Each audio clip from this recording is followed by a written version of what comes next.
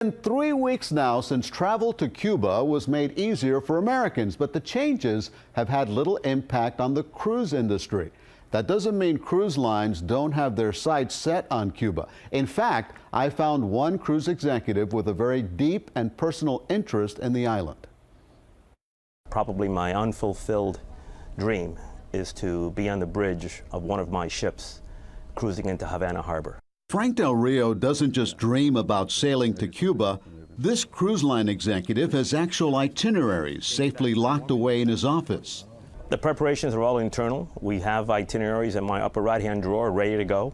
People want to go to Cuba, not just Americans. People from the entire world want to go to Cuba.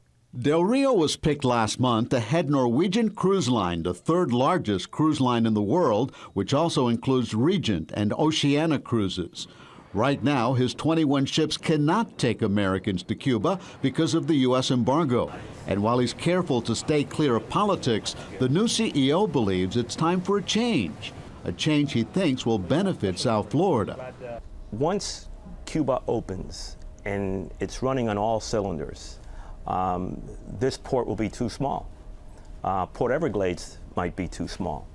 So the impact will not just be on the infrastructure in Cuba, but also the infrastructure in Miami, the airport in Miami, the hoteliers. It'll be a boom to South Florida in a very big way.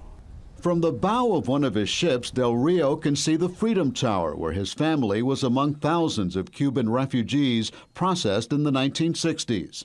50 years later, his fleet has a Cuban touch. All three pieces have been cataloged. Del Rio personally selected original Cuban artwork to adorn the Ocean Riviera luxury liner.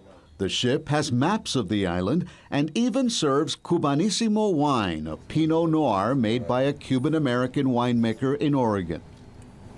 Am I allowed to do that? Goes great with yuca.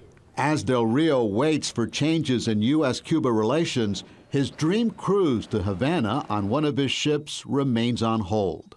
On that bridge will be my father, my mother, my son and daughter, my grandkids, my wife, and you might even be on that bridge too, Elliot. So someday, hopefully, we can make that happen. He wants to make that happen. Now, the American Society of Travel Agents predicts that if restrictions are lifted, 500,000 Americans would visit Cuba by cruise ship in the next 2 years.